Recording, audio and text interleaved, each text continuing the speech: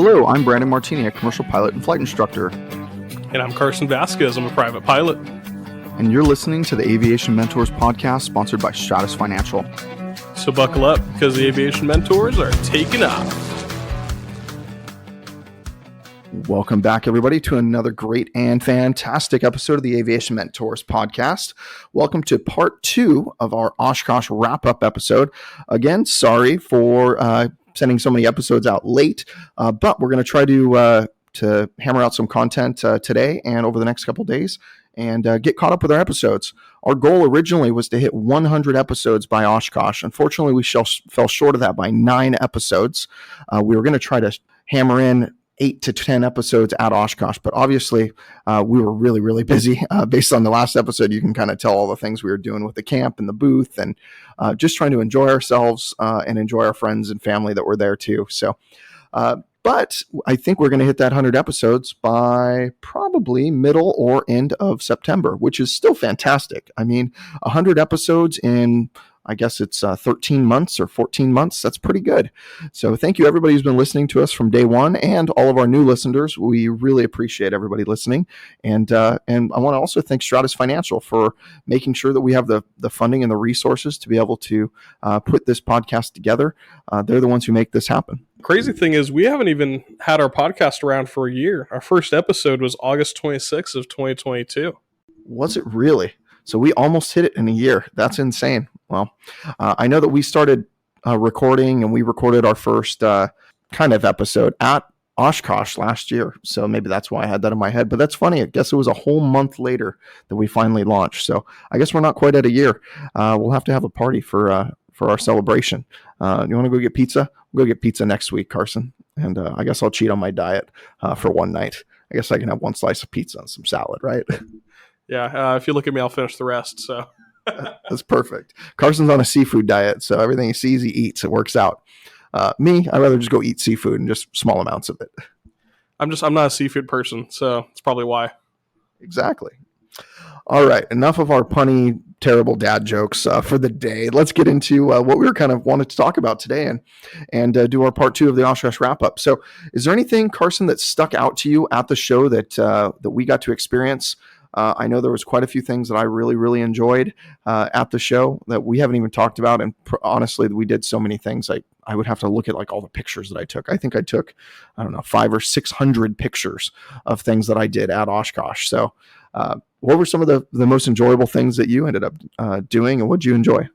Well, I love seeing the big airplanes, and seeing the Super Guppy was definitely one of the coolest things I've seen.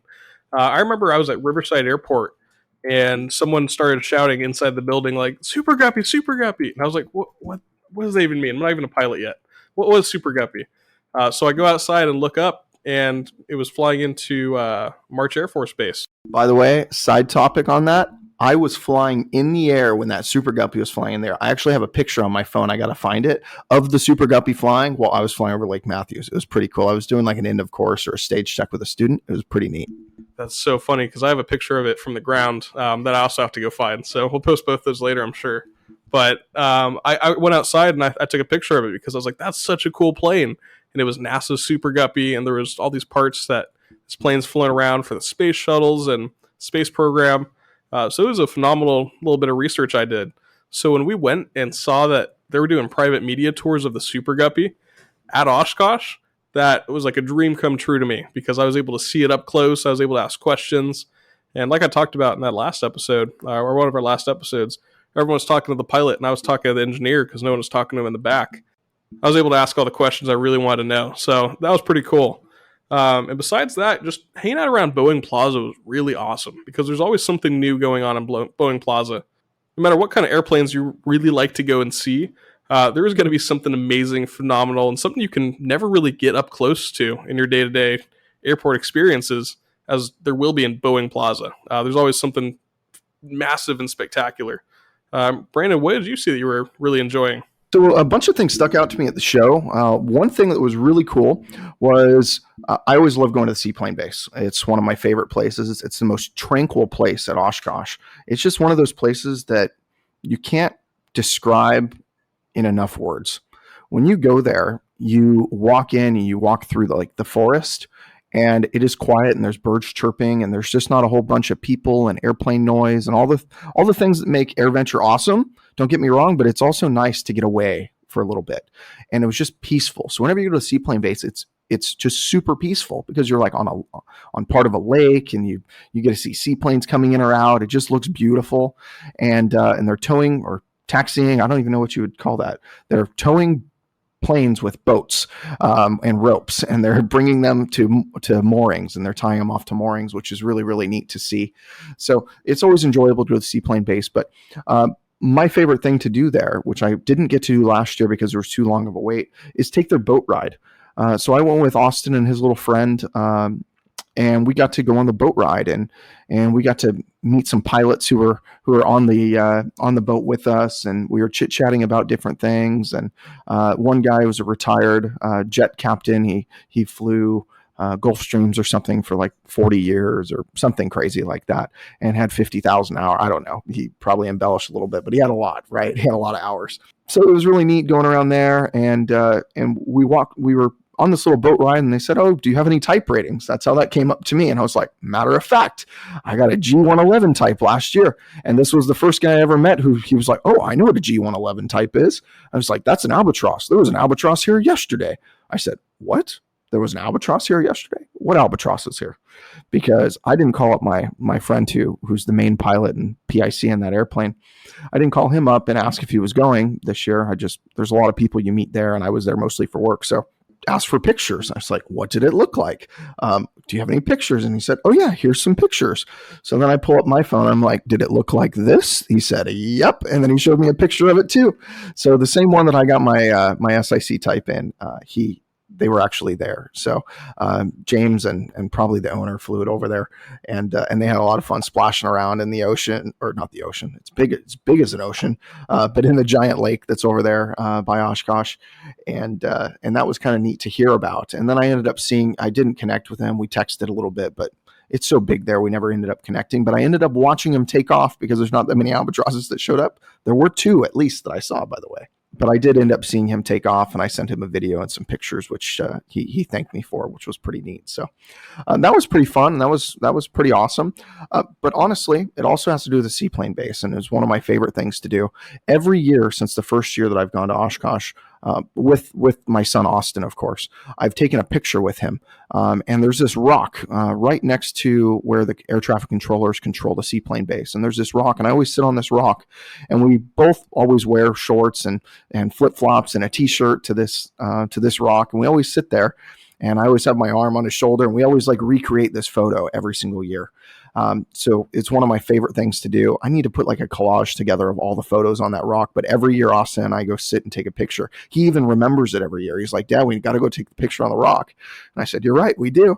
And so that was probably one of the coolest things. Like I said, you start off going to Oshkosh for the airplanes, and the airplanes are amazing. Don't get me wrong. I mean, that's why we do this podcast. That's why Stratus Financial exists. That's why everybody who's listening on here is working to become a pilot or enjoys aviation in some way or fashion, right? But it's really for the people that you meet. And just randomly today, I went to go sign up at a like a club to go meet new people today, and the lady who was giving me the tour, she started talking about her son, who just happened to become a pilot at a Long Beach airport. And I said, "By the way, we've got a podcast called Aviation Mentors, and I'm a CFII, and I would love to talk to your son and maybe take him for a ride in the Icon before Carson, of course. So I'd love to go take him for a ride in the Icon. Can I give you my info? I want to talk to your son," because he was talking about getting nervous about going to Catalina. I said, "Oh, I can help him with all that stuff." And that's kind of the camaraderie that piloting brings to you, but it's about the people. Like, I just want to go meet this person and go bring him for a ride in the airplane. And like, the airplane brings you together, but the people are what keeps you coming together. So, and that's the same thing with my son and going there, which was really, really awesome. So that was my favorite part. But in our last episode, we were talking about the Oshkosh Wrap-Up Part 1. We mentioned that there are not only pilots at the show, and there were a lot of other alien professionals. See, look at me. I'm going crazy right now. I mean, that's what I get. You saw the federal government actually confirmed aliens exist, or at least some officials confirmed it. Maybe not the federal government, but if you like conspiracies, go look it up on Google. I heard it from somebody the other day, so I looked it up on Google, and there's actually somebody in Congress testifying that aliens are real. It's pretty crazy. Listen, it's not a conspiracy theory if it's true, okay? Okay, Carson. Sure. So back to what I was saying, there's a lot of other aviation professionals, not aliens. So Carson, what were some of the cool jobs that you saw that people had there, either that you talked to or that you witnessed in person? You just saw them doing. Well, it was my second time seeing this one job in particular, and it's not one that I had seen or understood was happening. So I saw him at Sun and Fun when I was walking around all the jets and the warbirds and everything. I wasn't quite sure what it was until I saw it this year at Oshkosh and put two and two together. It was the guys that were filling up all the smoke for the airplanes. Yeah, that was pretty cool. I didn't even realize that's a job. I mean, I've never seen anybody even do that. I figured they just attach canisters or something, but it makes sense. How did they fill that up? Did they fill it up with like a gas can, or did they actually have like a truck, like an avgas truck, or how'd that work? I saw a truck with a little trailer on it, and it had these 55-gallon drums in the back. So, I mean, all they're burning is oil. It's just like a highly combustible oil. It's just smoke. That's all it is. So, it's pretty cool. And correct me if I'm wrong, anybody, but the oil drips onto the exhaust, and that's what burns off and creates that smoke. So, it's pretty cool. But anyway, Carson figured out what happens when oil hits hot exhaust and it creates smoke. I'm really, really proud of him. Obviously, everybody, we love having fun on this show, and hopefully you enjoy it too. I especially love my little soundboard that Carson's not allowed to have access to because I'm the one at the computer, and it is fantastic. I just absolutely love it. I love it so much that it makes me laugh. All right, I'm done with that now. Yeah, my dad said you're driving him nuts with all the sounds, by the way, but we'll talk about that later. Well, Carlos, I'm gonna have to. I'm gonna need this from you next time, okay? Just a little bit of cheering for me, and I'll be happier. So besides that, Carson, and I'm gonna get off my my soundboard before I drive everybody crazy with it, and not just your father. So, what other jobs did you see there that were pretty neat that somebody wouldn't think that this is a job in aviation? I wouldn't have thought filling up the airshow planes with smoke oil was a thing. Obviously it is. I don't know if that's a full-time career type of job or anything like that, but what are some other things you saw? I saw the marshalling that was going on, and that wasn't just the marshalling that we talked about in one of our episodes leading up to Oshkosh, where we're talking about people who marshal planes off the runways and into the plane parking areas. But it's actually the people who are marshaling the airplanes through all the taxiways that people walk on and walk through. So when a plane's parked either in Warbirds or in one of the 40 lots, then that plane's going to be marshaled out towards the taxiway, but it has to go through the ramp first. But there's so many people at Oshkosh that people walk on the taxiways, people walk on the ramps, and not the main ones exactly, but people get pretty close to that flight line. So the marshalers are the people blocking off everybody from walking through when the planes are going. And the planes are constantly moving. There's always somebody moving. So it's pretty hectic watching how many planes are moving and how these guys are all trying to control who's where on the ground. It's ground from the tower, but on a much larger scale because you have so many moving pieces and you have to keep everyone safe, especially when people are that close to moving planes. So aside from that, I know you've noticed a lot of other things that are especially pretty cool. You did have a little more free time than I did. So what did you get to do and see? It's okay, Brand. You worked for it. I know. So what are some of the jobs that you saw or you noticed that most people wouldn't?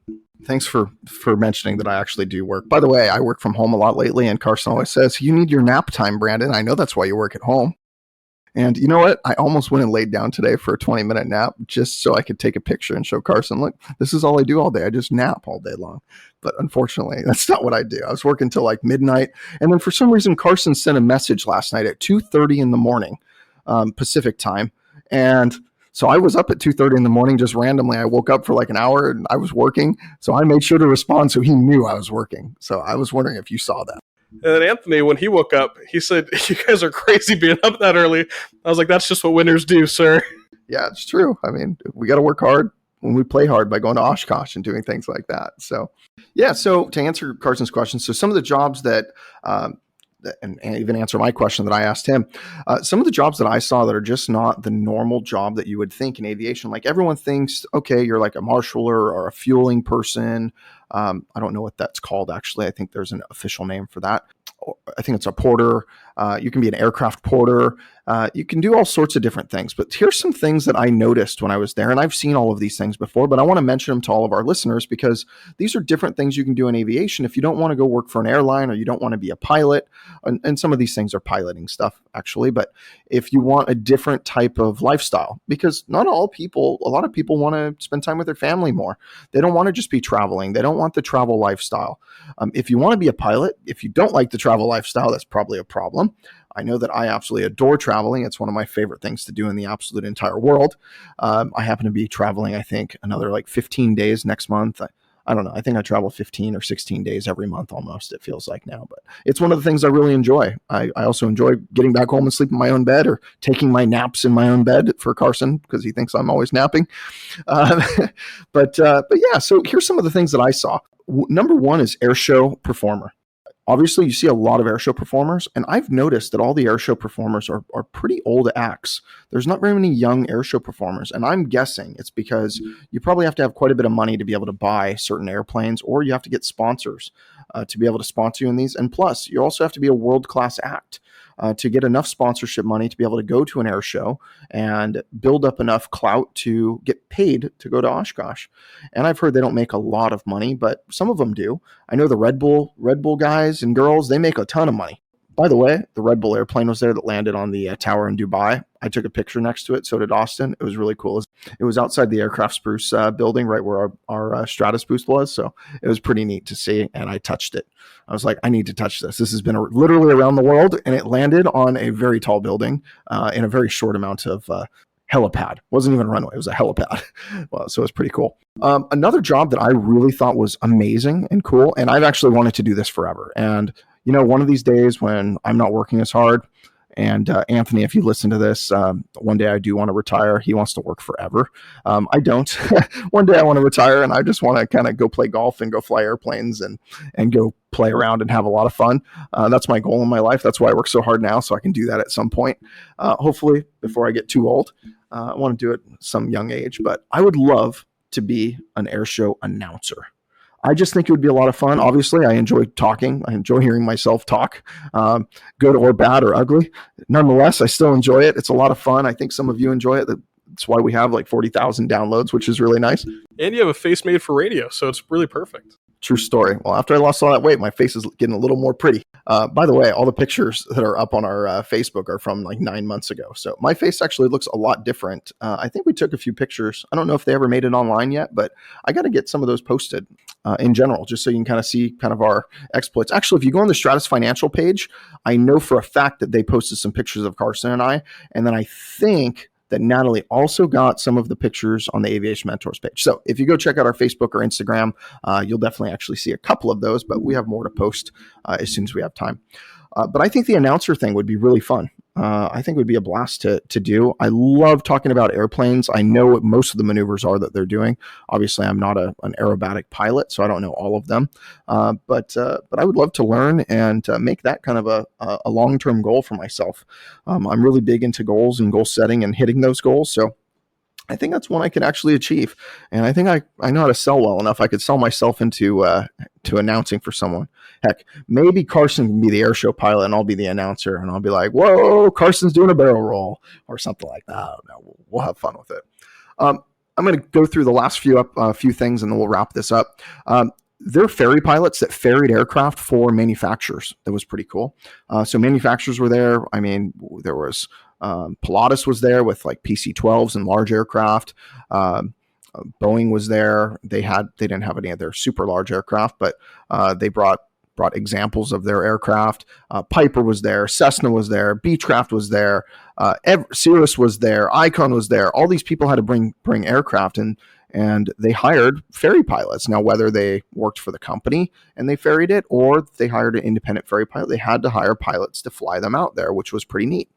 Another one is towing aircraft, whether it be at the seaplane base and towing aircraft with a boat, which was kind of neat to see, or if you were at Oshkosh and you were towing aircraft to kind of move them around in the showgrounds and not to hit people.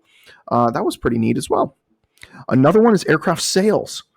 There are so many aircraft salespeople out there, and they are not pilots. The only thing they can't do is they can't demo aircraft.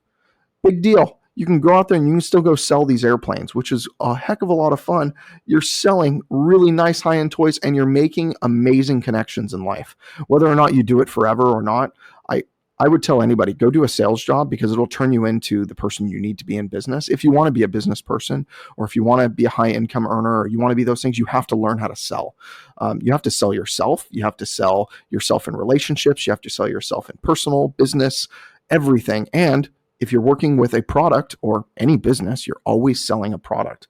Whether you're answering an email and being customer service, you're being customer service selling that product.